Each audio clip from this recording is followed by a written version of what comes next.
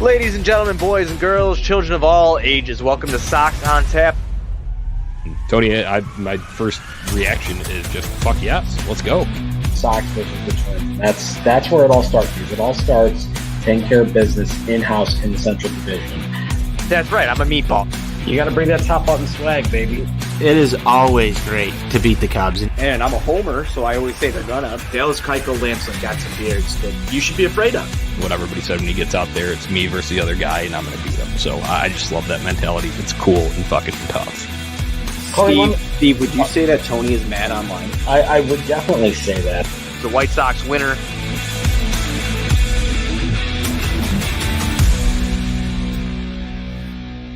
Hello, White Sox fans. It's Tony Marchese, and tonight I'm joined by NWI Steve, and we are here to talk about a Crosstown Beatdown, Steve. But before we get into that, make sure you're checking out Grandstand. Grandstand's got all of that Sox gear. Steve, I know you were just over at Grandstand. What was that, last week? Yeah, I was just over there on Thursday.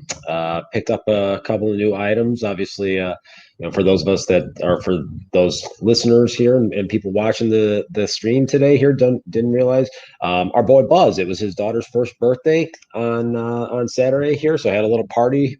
So stopped over at Grandstand, picked up a little something for her. Met up with Buzzy. He had a couple 2-3 dozen beers. Watched whatever that game was yesterday, and just had a good old time. Well, we'll talk more about that, but Steve, it's going to be important that you're checking out Grandstand coming up soon here. The Sox are going to be, it looks like we might have some cool stuff coming out in October from Grandstand. So be sure, White Sox fans, you're checking out Grandstand Sports for all of your White Sox gear. And be sure you're checking out OnTapSportsNet.com for all of your Chicago sports literature and podcasting needs, as Buzz would say. Steve, crack 'em. We're talking about a White Sox victory on the south side of Chicago today. A lot of fireworks in this one. How you doing, my friend? I'm feeling great because anytime this team goes out there and hits 5 dingers in a game, it's usually going to end up going pretty well. And we saw a hell of a performance today from Luis.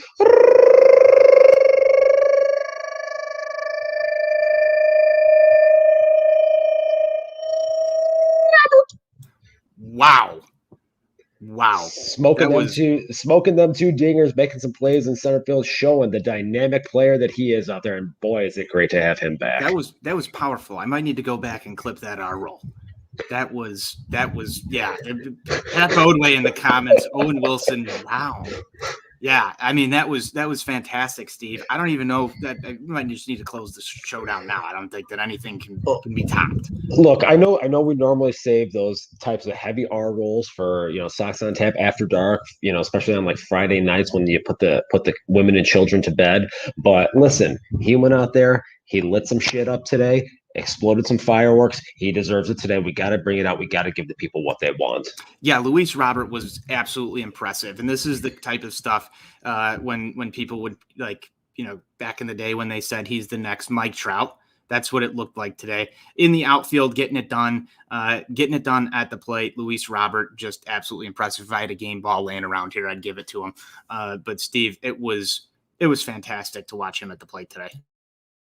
Really was, and it's been very refreshing to see the progression that he's made here since coming back. I mean, he's just really hitting piss rods all over the field to this point, and I think we talked about it a little bit here over the last maybe 7 to 10 days or so. It definitely looks like there has been an adjustment to his stance. He's a little more open than he was previously before the injury. There, he was pretty closed off before, so he's got a slightly open stance here, and I'm wondering if that's maybe helping him from a pitch recognition standpoint, helping him to see the ball a little bit better from that perspective, and allowing him to just unload on some pitches here like he did today.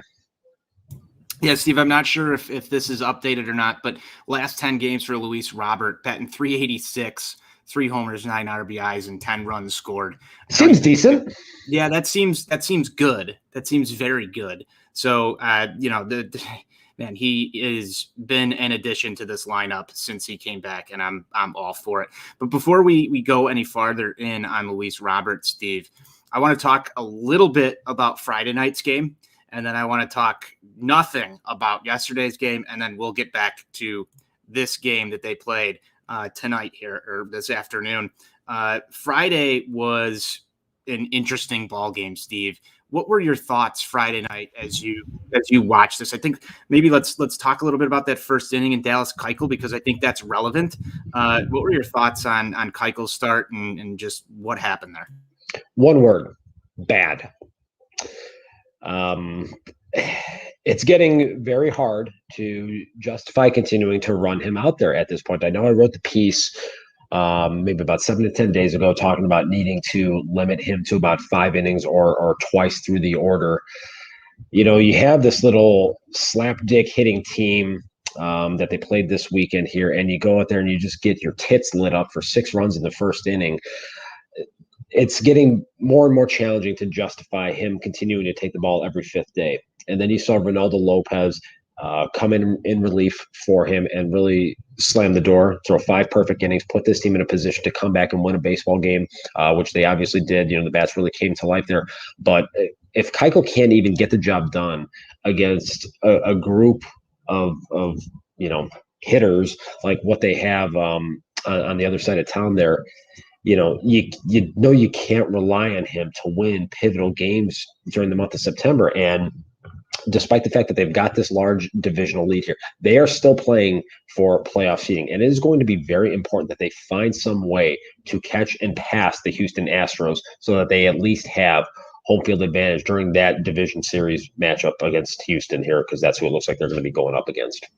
Absolutely. And you know what? I'm not going to harp too much on this. I think there's better things that we can talk about, but there were some downfalls this weekend, and Dallas Keuchel was one of them. Now, on the positive side, Steve, Reynaldo Lopez comes out and is just lights out, just absolutely lights out for the White Sox in this ballgame. Really gave the White Sox a chance to kind of come back here and hold everything at bay, Steve.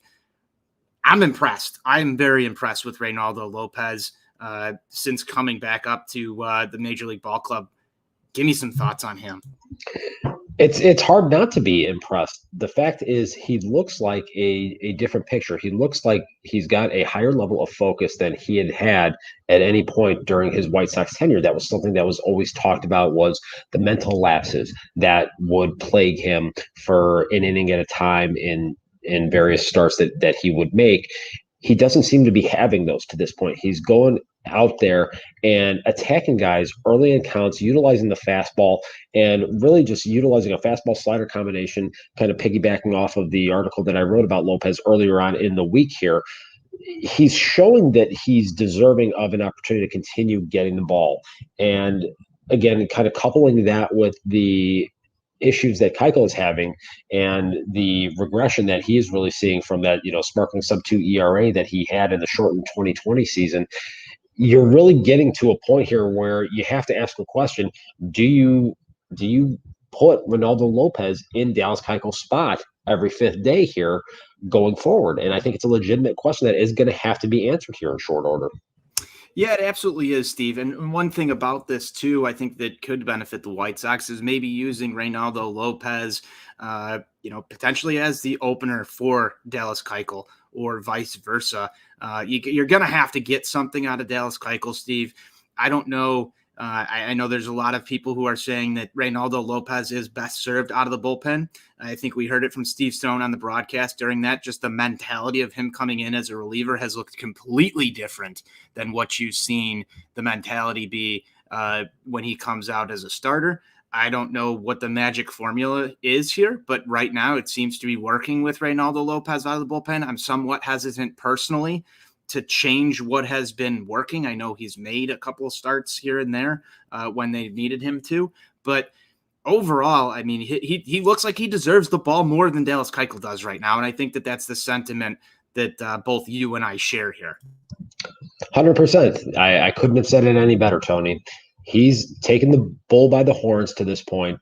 When he has been given his opportunity, he has taken the ball and he has aggressively gone after guys, and he's getting outs, and he's doing that much more efficiently than Dallas Keuchel is at the moment. Yes. So this ball game, Steve, goes 4 hours and 9 minutes of baseball fun. We talked a little bit about the White Sox coming out coming out there in the first and giving up 6 runs at the hands of Dallas Keuchel. The White Sox were able to scratch one across in the first, but then it was the 3rd inning, Steve. It was the 3rd inning that was one of the most fun outside of what we'll get to from today's ball game. But that third inning, the Sox are able to get 8 runs across the plate, and the offense came alive right there, Steve. The offense came alive. This was the first game, I think that's worth mentioning, that you had the full lineup together. You had Yasmani Grandal back, and he really gets the party started, Steve.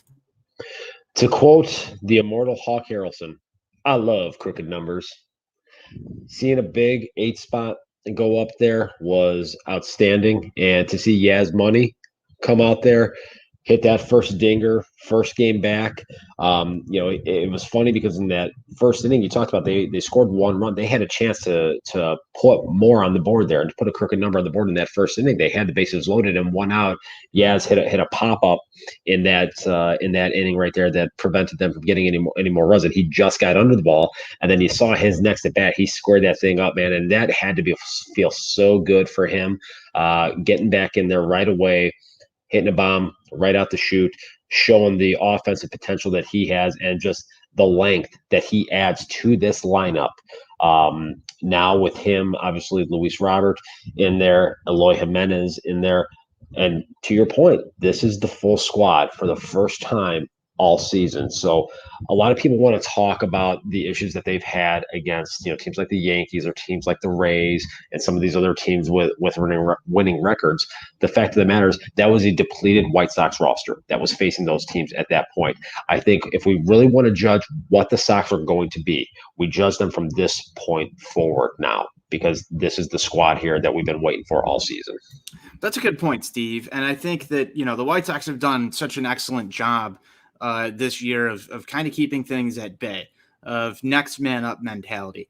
And what you saw today, or on Friday and today, was a full lineup, basically, outside of the fact that, you had some guys resting today, but you saw the power throughout that lineup sort of come to light, where this team is hitting the ball far. And as you like to say, ball go far, team go far, but they're not just hitting home runs. They're also producing runs, doing a little bit of station to station and just getting runs across the plate. There was even a few times today in today's ball game and throughout Friday's ball game, Steve, where, you've got, runners on first and third, and instead of hitting into an inning ending double play, a guy breaks it down the line and gets to first base and you scratch a run across here and there. I love that because those things add up throughout the course of a ball game and throughout the course of a season, Steve. And it just feels like we haven't had enough of that.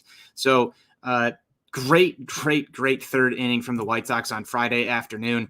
We're going to kind of fly through this one. They were able to add another 4 runs there in the 5th.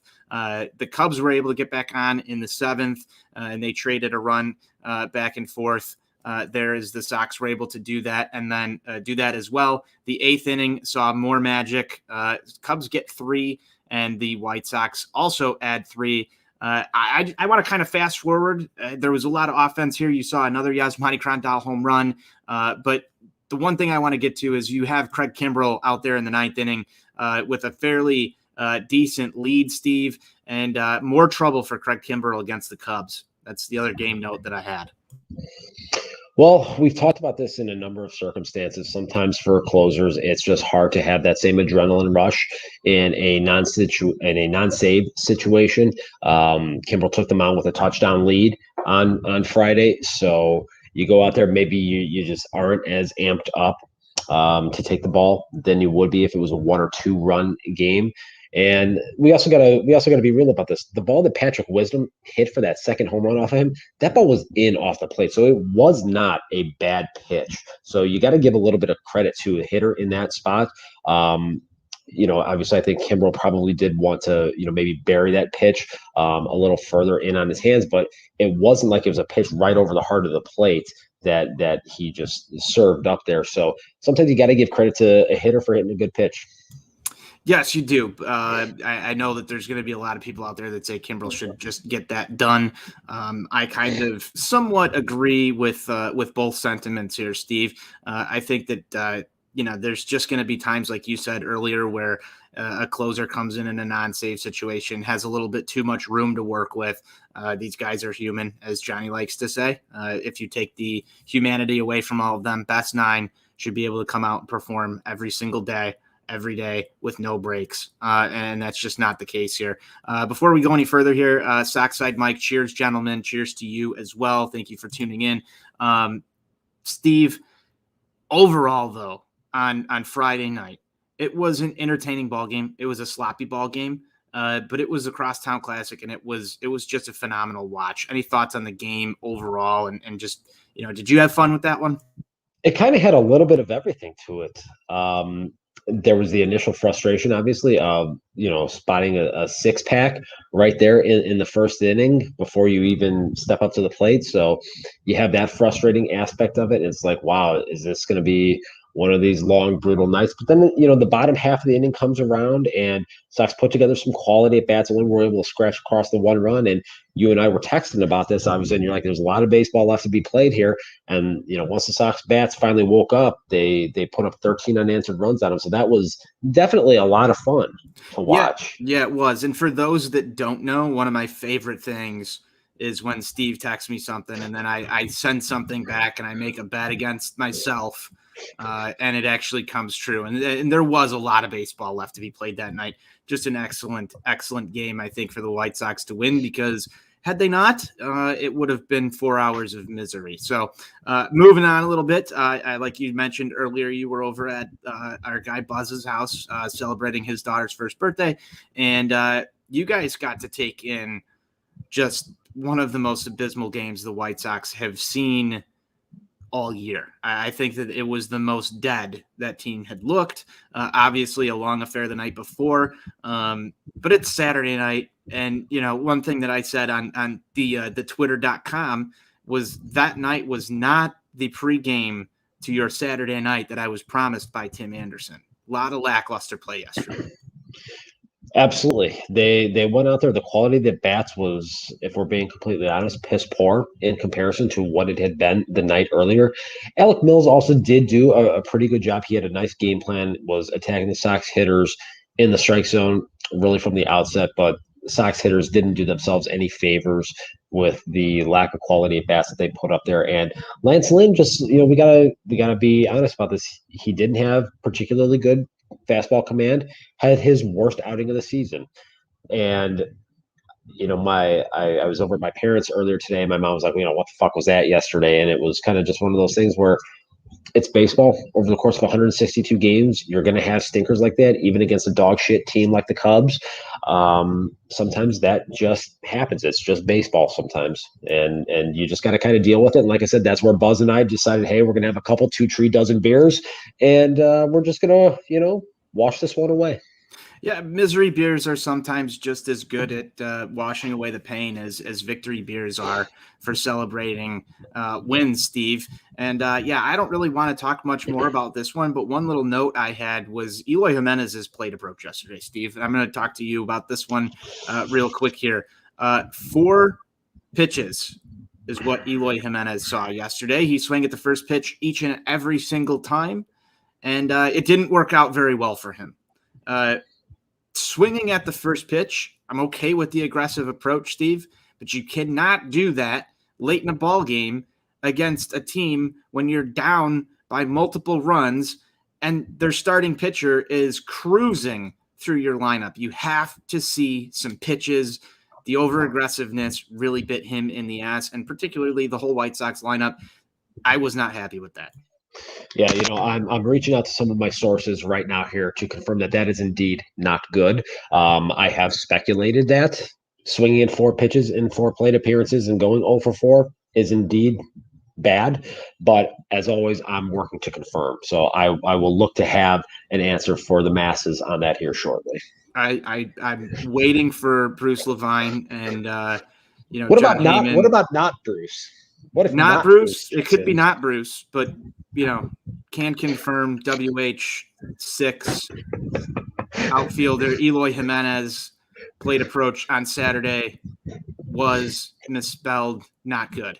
That's the tweet I'm expecting coming from Bruce Levine to back you up there.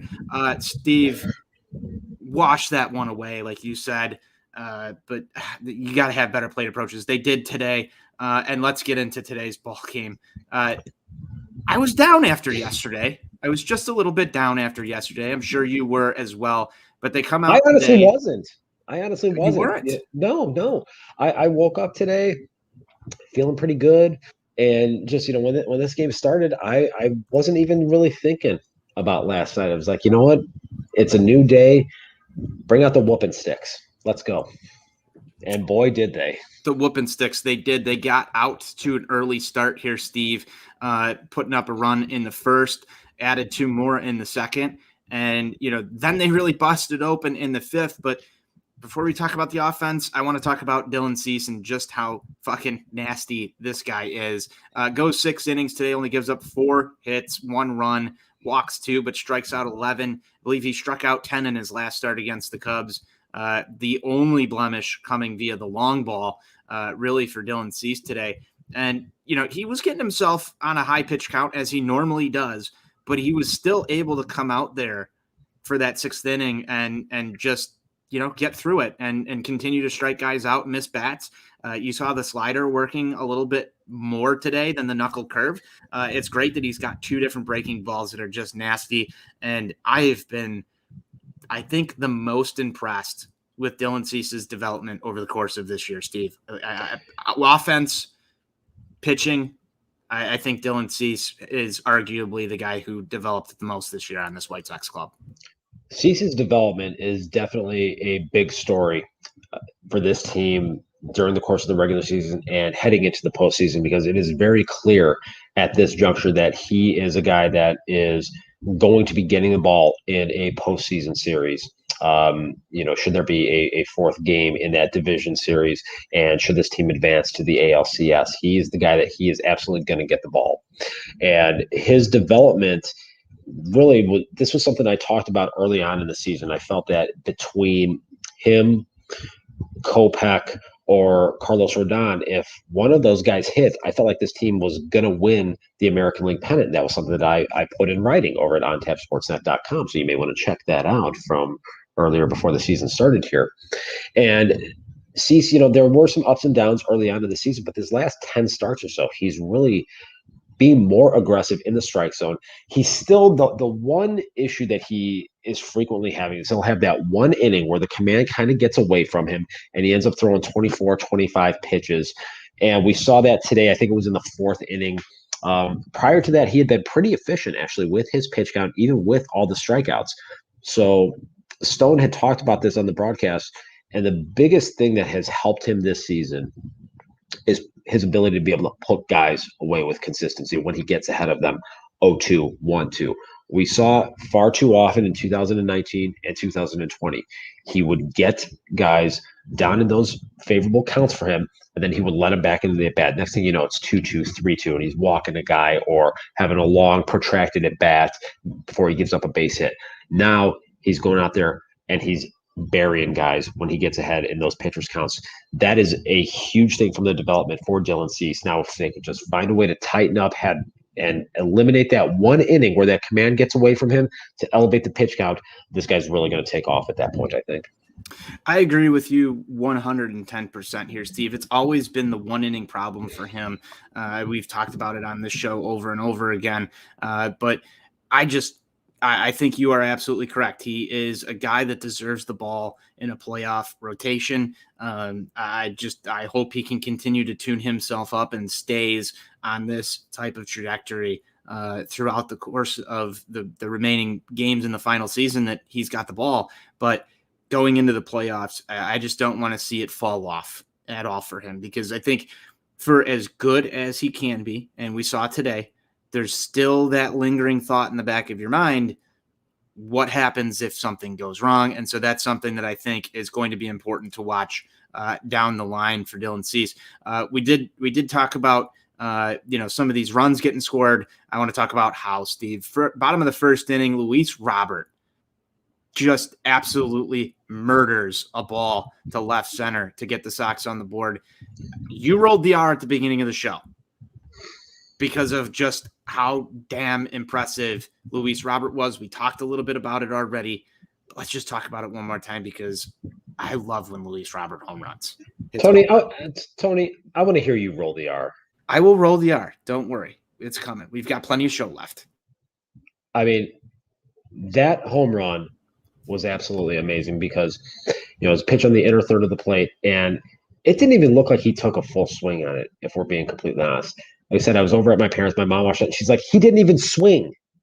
And that thing just took off like an absolute rocket. This just shows the raw explosive power that guy has in his bat, the bat speed that he generates. When he connects on the ball, it's gonna go places. So Luis Robert, this guy, I mean, the sky is the absolute ceiling for him. It's going to be terrifying as he continues his development and gets a better understanding of how pitchers are trying to approach him, trying to attack him on a consistent basis. He's really just going to be dangerous to watch, and it's going to be so fun and so enjoyable here going forward. Yes, it is, Steve. And like I said, I'll roll the R, but plenty of show left.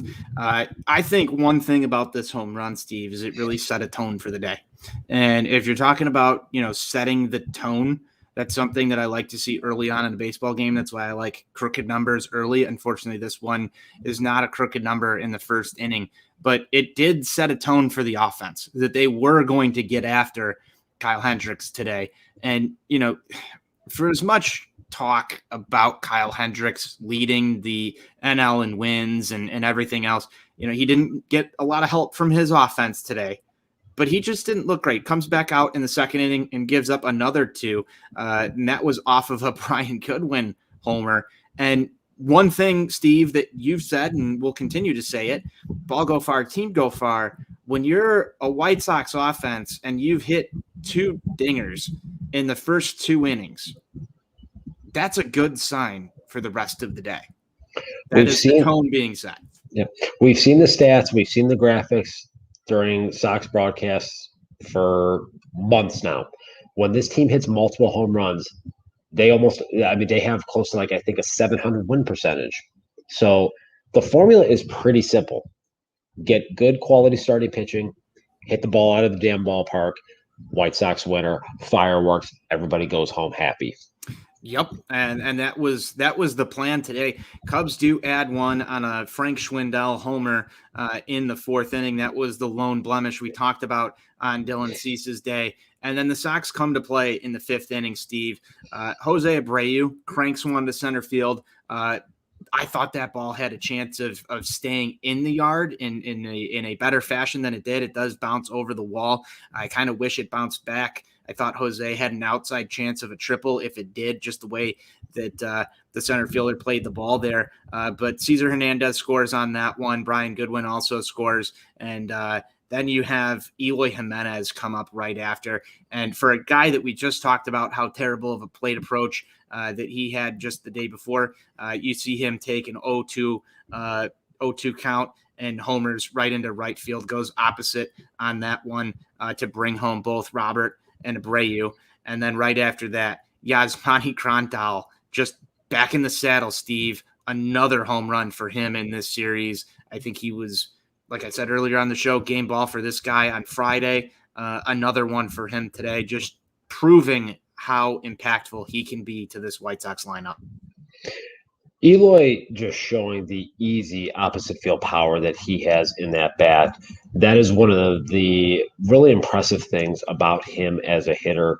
So many guys' power is pull side dependent.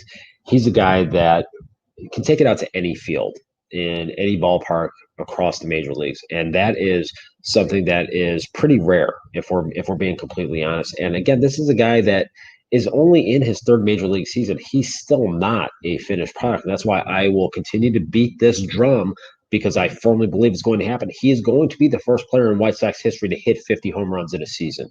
I thought it was going to happen coming into this season. I firmly believe we will see Eloy Jimenez be the first White Sox player to break that 50 home run plateau. And it's just for reasons that we saw here today, this easy, raw, opposite field power. He's got 7 home runs already here in less than a month. And it's scary to see what that guy is able to do. And then, like you talked about, Tony, Yaz Money, the big man, coming back in the saddle here, 3 home runs this weekend. Just add more power and more pop to this lineup. This thing is going to be really fun down the month of September here. Hopefully everybody can stay healthy, get in a groove, get their legs under them, and get enough at bats coming down the stretch here so that when the bell rings on October 7th for game 1 of the ALDS, this team is ready to go and firing on all cylinders. And that's the plan. I mean, that's obviously the plan. That's why you had Tim Anderson resting today, still dealing with some leg issues, some leg tightness, as we saw Tony La Russa talk before the game about, Tim Anderson didn't want to play him on the turf, just some general soreness. You and I had a phone call about this before the game started, Steve. I was not exactly happy about it. You've got an off day coming up tomorrow. If it's that serious, at some point, Steve, do you consider a brief IL stint for Timmy down the stretch here as you enter, a better stretch of schedule? Could you see that come on Monday or Tuesday, retroactive, to just kind of give him some rest against the Pirates and through the week? There's 2 off days. How much do you want to rest him up? What are you thinking there? There's just a lot of questions around Tim Anderson, and I think he's going to be an integral piece that you absolutely need to have come October. I know we had a discussion earlier, but let's hear your side of it. We all know that Tim is the straw that stirs this drink. He really is the heartbeat of this team. You see it when he's not in the lineup. The complexion of this whole lineup is just different. So if there is something that does need to happen as far as him maybe taking a 10-day IL stint, I think that it's fine to look at and consider that here as we reach a soft pocket of the schedule coming up to close out the month here with the Pirates and then into the first, week or so of September. So if that's something they want to look at and then retroactively do it, it's fine. The key ultimately here is Tim Anderson has to be fully healthy. He's got to be 100% come October 7th. So however they go about doing that, we don't really necessarily even know the severity of the leg issue here. If it's not anything catastrophic, they've got the off day tomorrow. They've got the off day Thursday. Maybe they rest him, one of the games in the Pirate series. So you have an opportunity here to give him some time to let him get his legs back under him a little bit. So however they decide to approach it ultimately is going to be fine. You just got to make sure that guy and his legs are ready to go October 7th. Yep, I absolutely agree, Steve. He's just too important to this lineup. And despite the fact that, sitting today didn't really prove impactful on the game, we've seen this plenty of times where the White Sox will roll a lineup out and people are questioning why said lineup is there. I know we commented on it a little bit earlier. It's because some of these guys are human. And they'll need a day off every now and then, but I think more importantly, we need Tim Anderson ready to go. And as Tony La Russa said before this game, Yohan Moncada has played more than a lot of the other guys down the stretch and just need an off day. We all know that's just because we needed Jay Clam in this ball game, Steve. You can never go wrong with getting the Clam in there. And also, we can't rule out the possibility of maybe Yohan, went out to some of the underground clubs in the region last night. I was out in Buzz's hood, so I wasn't able to, have my report in the field out there to check to see maybe if Yohan came out this way to the 219 to kind of, have himself a Saturday night. Yeah. So, I've got some of my informants out in the field working to confirm as always. So the OnTap Sports investigative division is on the case. As they always are. All right, Steve, as we get back into this one, I know we had kind of segued into Tim Anderson there after we talked about the 5th inning. Sox are able to add 2 more in the bottom of the 6th. And again, Luis Robert, home runs on a fly ball to left field. Another one for our guy, Luis Robert. Not as good as yours. It didn't go as long, but I rolled the R for you. I love it. It's a thing of beauty. That warms my heart so much to hear that tone. Thank you for that. You're welcome. And you're welcome. I got to work on it. We had a disservice this year of a long IL stint for Lubab, La Pantera, whatever you want to call him. Here on this show, we roll the R. That's just what we do. You got to show respect and you got to pay a little homage to the man because he is a just physical genetic freak. And listen, when he goes out there and when he does things, you got to roll that R, baby. You do. You absolutely do. He adds 2 more for the White Sox, and then we'll go into the 7th inning. The Sox are able to add another one. Steve, outside of crooked numbers, I think one thing that I love that an offense can do is put up runs in consecutive innings. And they come out in the 7th and they add another one. It's a Brian Goodwin into a force out, and Jake Lamb scores on this one. Again, one of those plays that I talked about earlier where I said, I love when you can just scratch another run across. It might not be the sexiest way to get it across, but it happens, and those things add up. This one is inconsequential in the ball game, but it's just it leaves a bad taste in the mouth of the opponent, I think. And if you're the Chicago Cubs or any other team that's facing the White Sox and you're down, by 11, 12 runs at this point in the ball game, and you just sacrifice another run across the plate, I love that, because when I am on the other side of this, it just feels like, come on. So that at that point you've got Cubs fans sitting there like, come the fuck on. How did that one just get across? And I just feel like it's kind of the equivalent of just poking them when they're already dead. Foot on the throat. Never take your foot off. Just when you've got a team down, as they like to say in Mortal Kombat, finish him. And when you just keep adding on runs, that's what you got to do.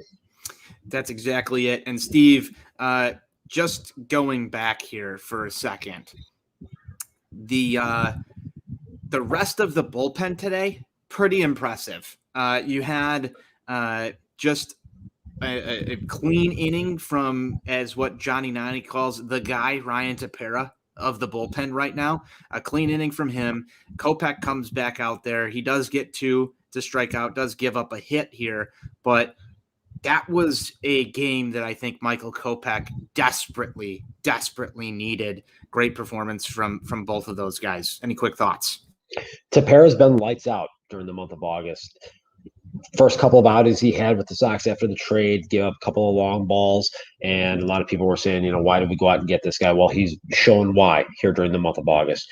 As far as Michael Kopech goes, we knew there was going to be a dead arm period at some point during this season, even with that month-long IL stint that he had due to the hamstring issue. When he had a guy that hadn't thrown a competitive pitch since 2018, there was going to come a point during this season here when the stuff just wasn't going to be as crisp, and there wasn't going to be as much zip on the fastball or that late life that we've seen for so much of the season here. It's kind of gone through that stretch here a little bit over the last 2-3 weeks, but today was definitely nice to see him go out there, get back to vintage Michael Kopech, utilizing that fastball in the upper third of the strike zone, putting guys away with it. And this is a guy that's going to be very important for this team going forward here. So hopefully he's able to kind of get that arm strength back, get that little bit of late extra life on the fastball, because if they have that guy that has been here for the majority of the season, that is going to be another lethal weapon for them in this bullpen here, and that's going to be very important come October. It absolutely will be. And there's one Sunday Funday topic that I have after we finish the conclusion of this game, Steve, that I'm really excited to talk about. So if you're still listening, stay tuned. The end of this game comes down to Liam Hendriks, who we did not see in quite a bit. I think it was a 5-game stretch there of no Liam Hendriks. Obviously, we talked about Craig Kimbrell coming in on Friday to work the 9th inning. Hendriks was due to pitch today, regardless of what this score was going to be. At least in my mind, I thought we were going to see him. Comes in and works a great 9th inning, Steve. And I think that 1 inning pitched, 2 strikeouts, no damage done to a guy. I mean, you said it earlier, in a non-save situation. It was good to see that from Liam Hendriks today. I was almost happier that it wasn't a save situation for him to come in and work and still throw that way. I think it means a little bit more. Just with all of the extra activity we've seen with this bullpen lately, where things can just go awry real quick. I think it was good that he got in there in that situation. Obviously, he's amped up to just be in the game at this point in time with as much rest as he's had. But I think it was important that he pitched as well as he did in that ninth inning, regardless of what the score was. He was definitely more amped up today than he has been in quite a while. And it was pretty funny because he was going out there screaming before pitches were even crossing the plate at guys. That first strikeout, I think, was that on Wisdom or Schwindel? I can't remember who it was, but he was literally screaming before the thing even got to the plate. That's how amped up this guy was. So it's almost kind of like you caged an animal for 5 days since he had that outing in Toronto on, I think it was Tuesday there. And he was just so amped up, had so much pent up aggression and energy that he had to let out. And boy, did he today. He was very animated out there. We're used to seeing that from him, but I think he dialed it up a notch today. And it was great to see him go out there. Nice, quick, clean inning. Get those 2 strikeouts that you mentioned. Just attacking guys with that hard, elevated fastball. That's the guy we want to see here going forward because that's the guy that can be dangerous. Absolutely is. And I don't want to discredit anything that was done by this bullpen today, Steve. But just because the Chicago Cubs lineup, I like how you asked me, like, was it Wisdom or Schwindel who we got on the first strikeout? Does it matter? Does it care? Do I care? No, it doesn't, because this Cubs lineup right now, they want to ask the excuses about like their AAA lineup and all this other stuff. We should beat them. I'm not going to give them any credit. Wait. They should have been happy because they won their World Series yesterday. Isn't that how this works? Because wasn't that the thing that they would always used to say? Oh, this is your World Series, yeah. Mm-hmm. Yeah. So I'm not even going to give them any credit for anything. I hate the Cubs, but I think that days like today for the bullpen are important because we want them to perform this way all the time, regardless if you have a 10-run lead or a 3-run lead. You need to see your bullpen A squad perform. And I think to an extent, Steve, we saw bullpen A squad right now with Tepera, Kopech, and Hendricks. I think you could throw Craig Kimbrell in that mix as well. I think his career deserves that pedigree. I think Aaron Bummer's a fringe guy at this point, but lately it's been Tepera, Hendricks, Kimbrell, Kopech, and Kopech's been struggling. So you want to see these guys work clean innings despite whatever the score is. That's what they did today. Mark a good day down for the bullpen because I feel like we've talked about way too many bad days for the bullpen. So give some credit where credit's due. That's my thought. Yep. Collectively as a unit, they definitely needed a day like this. These are the guys, they're going to be ridden very hard during the month of October. And the way postseason baseball kind of works now, and just seeing that starting pitchers generally don't provide as much length to games as they have in decades past, the Sox realistically will probably only go as far as this group of relievers allows them to go. So getting them on track, helping them to develop a level of consistency, that's going to be the key here during this last month of the season. Absolutely will be, Steve. Awesome. End of the game, Sox win, fireworks, like you said. Hendricks closes it down, unsafe situation. But you get out of there taking 2 or 3 against the Cubs. You're back home cooking. You got an off day tomorrow. Things are good in White Sox land right now, Steve. I sense that, some of the, doubts maybe have calmed down a little bit. Yeah, I mean, we did get through the toughest stretch of the schedule, 7-7, against some really good teams. You've got Pittsburgh coming to town for a 2-game set, Tuesday and Wednesday. I think things are good right now. I think things are good. Where are you at as a White Sox fan with this ball club? Let's get into some Sunday Funday topics. Where are you at with this team right now? I feel good about them, and I've been saying this for a while that ultimately we weren't going to be able to really judge this team until we saw them fully reassembled. And we have reached that point here. So we saw, obviously, them able to take 2 out of 3 from a piss poor, dog shit, sorry ass excuse of a franchise. You love to see that. Now, let's continue to build on that. Let's build some momentum here. You got a couple more weak sisters here the rest of this week in Pittsburgh and Kansas City. Go out there, kick them in the nuts, kick them when they're down, start stacking some wins here. As this thing stands right now, they're 3 games in the loss column behind the Pirates, or excuse me, behind the Astros for that number 2 spot. I can't stress enough how pivotal it is going to be for this team to surpass Houston and get home field advantage in that ALDS series. So you've got a spot in the schedule here coming up with teams like this. You got to take advantage of it. You got to beat up on these little weak sisters here. You got to keep putting numbers in that left-hand column right there. That's how you're going to be able to do it. Yeah, Steve, I'm right there with you. One thing that I'm a little bit nervous about is, the team taking its foot off the gas a little bit more with this stretch of schedule, which was talked about on the pregame show on the radio. I believe Connor McKnight was talking a little bit about this and the Saturday game, where you don't want to see the team get complacent through this. These are the dog days of summer, as they like to say. I think that that's completely true. They just need to get through this next week. I feel like it is the biggest lull for this team in hockey. Johnny and I talk about this on Four Feathers podcast. We call them trap games, where you come through a tough stretch of road games. You get back home for a little while. You have that home. Wasn't that usually the first home game after the circus trip? It was, and that's always the ultimate trap game, especially when it was against like an inferior opponent that just has had a terrible year. And you look at Pittsburgh and you look at Kansas City. Kansas City has played some teams extremely well that are good baseball teams of late. And so that series right there, I have that one circled coming up here, Steve, as potentially disastrous to this whole thing, because could you imagine a scenario for a second, if I want to go full negative Nani, where the Kansas City Royals sweep the Chicago White Sox?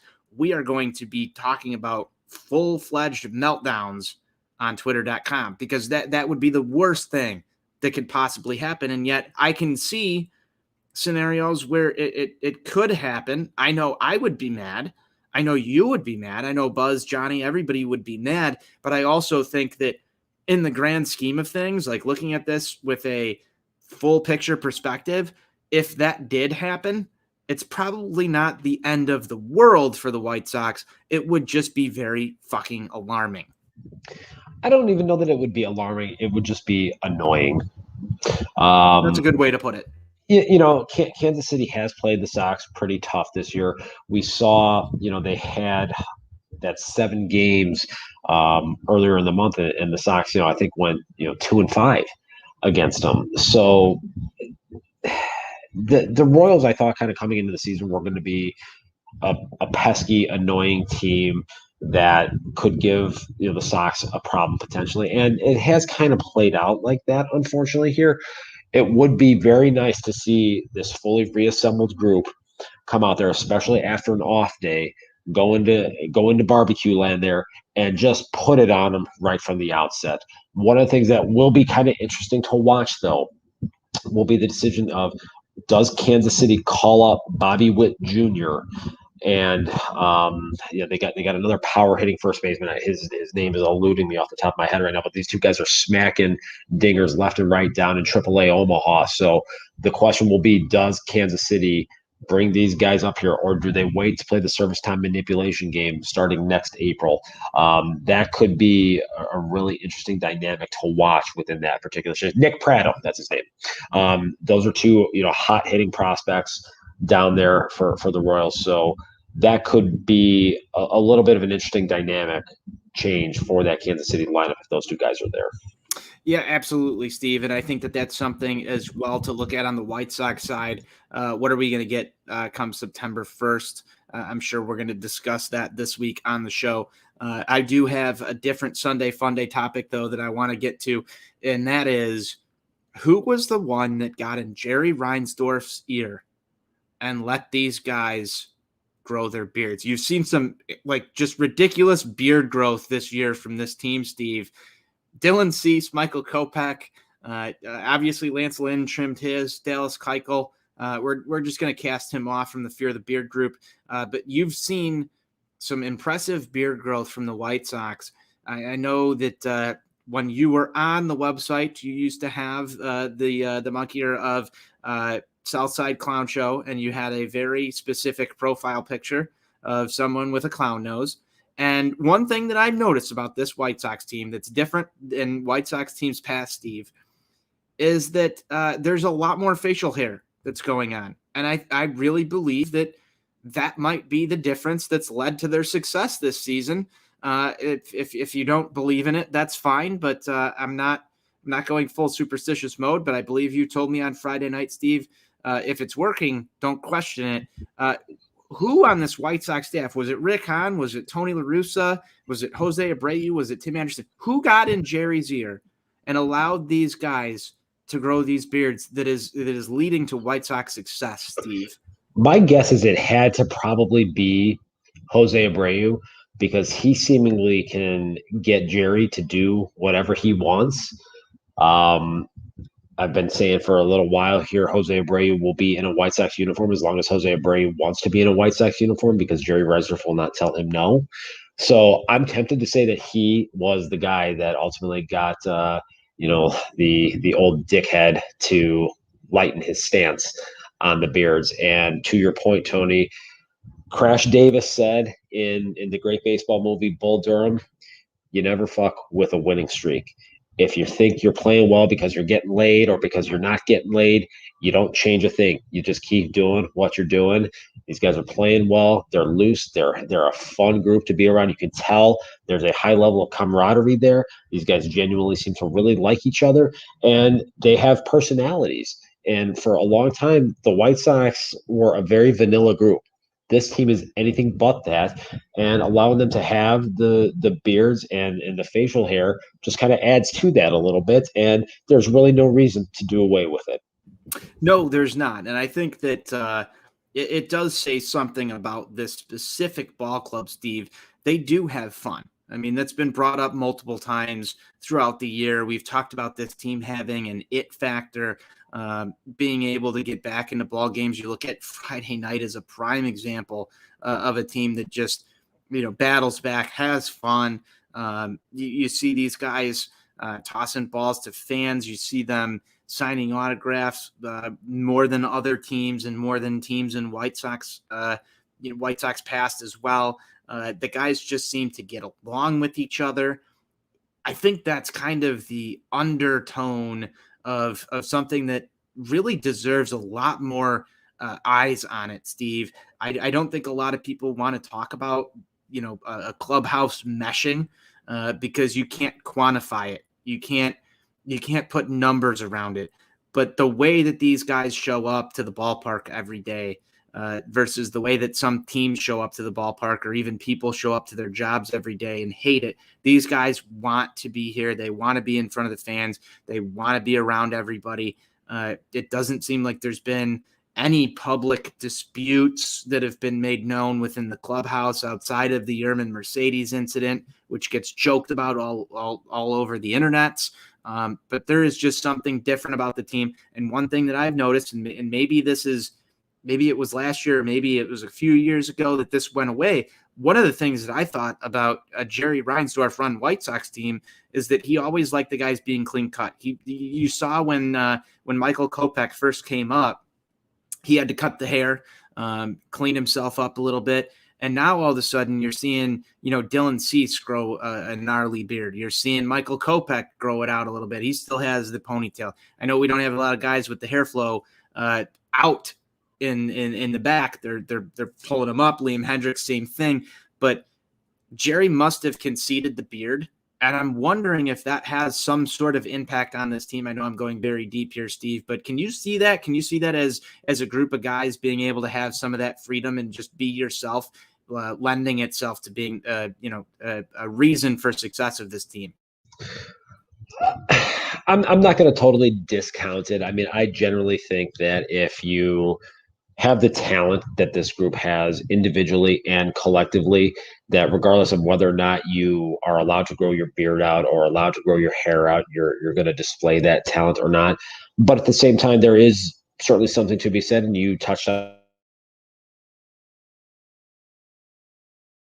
this earlier, in what I do every day or in what you do every day. If your bosses allow you to display your personality and allow you to go out and to do your job as you see fit in the manner you see fit, without standing over you every step of the way saying, no, no, no, this is how you have to do it, this is how we do things here.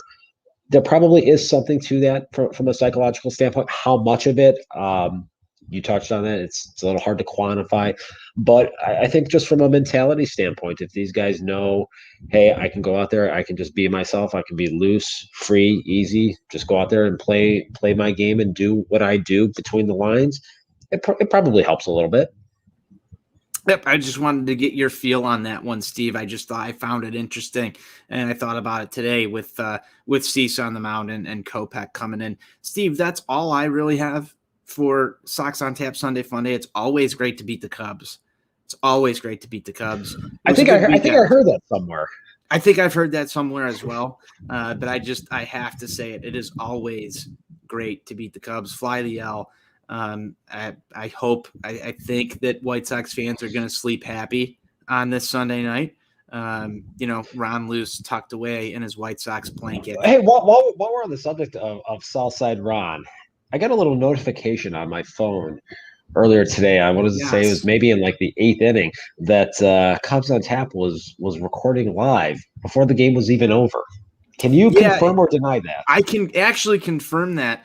For those who are in the know with On Tap Sportsnet, there is our I don't know if you want to call them our sister show. I don't know what you would classify them as, but the Cubs post game I call them the weak sister show. The weak sister show. They started recording their post game in the like the bottom of the 7th, top of the 8th inning time frame. Steve, that's something that I can pride myself on. We have not done at all, and I don't think we really did that at all during our rebuild. So I'm gonna have some words with the Cubs on Tap crew later. It's gonna be fun. Even with all that being said, I still got nothing but love for Southside Ron. It's my guy. Southside Ron is my guy. He is absolutely my guy. He's fantastic. If you don't know Southside Ron, you can find him on Four Feathers with myself and Johnny, recapping Blackhawks games and giving Blackhawks analysis. Ron is also a huge part of On Tap Sportsnet. So shout out Ron. Steve, we'll do some shout outs. I'm going to shout out Ron. This was probably a tough weekend for him. So I'm going to shout him out. He was happy with the results, but it was a tough weekend for him nonetheless. Steve, you got any shout outs to give? Oh, man. Wow. Shout out to give here. Let's go with good old Jason Hosking. Our good old Australian buddy over in Iowa. Been a while since I shouted him out. He's always good people, always somebody good to have some nice banter with anytime you see him at the ballpark. Hopefully see him here over the next couple of days, as I'll be attending both games of the Pirates series, although I know we won't be seeing him on Tuesday. So who knows, maybe Wednesday night, probably not during the week, but Jason's always been a good guy, always been a nice supporter of us here at On Tap Sportsnet. You got to love that crazy bloke. Yeah, now that you let the cat out of the bag a little bit, the full Sox on Tap crew will be in attendance to Tuesday night's ball game. It's gonna be a blast, Steve. We're going to take over a suite for the night, Steve. It's gonna be fun. I plan to get real weird with it, as Frank Reynolds would say on It's Always Sunny in Philadelphia. It's going to be a lot of fun. A lot of fun, a lot of beers to be drank. We'll be cracking them. It's going to be a real bad night to be a fucking beer, I'll tell you that. It's going to be a very bad night on Tuesday, so stay tuned to the Sox on Tap Twitter account. We'll have all of that and more on Tuesday night. It's going to be fun. That said, just a programming note, I don't expect a post-game to be had on Tuesday night, but I'm sure if you follow along to the Sox on Tap account, you will figure out why. I hope they have stocked enough beer, Steve, up in the suites, because you've got a lot of guys rolling through there from OnTap Sportsnet that can drink pretty heavily. I don't know if the sweets are ready.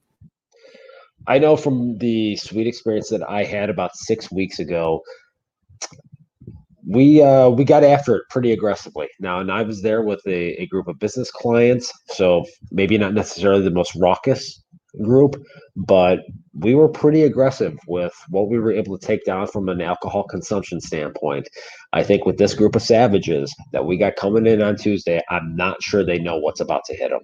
Yeah, I have no doubt in my mind that the beers will need to be refreshed multiple times in the fridge Tuesday night. Steve, I can't wait for that. I also cannot wait to watch the White Sox sweep the Pirates in these next two ball games.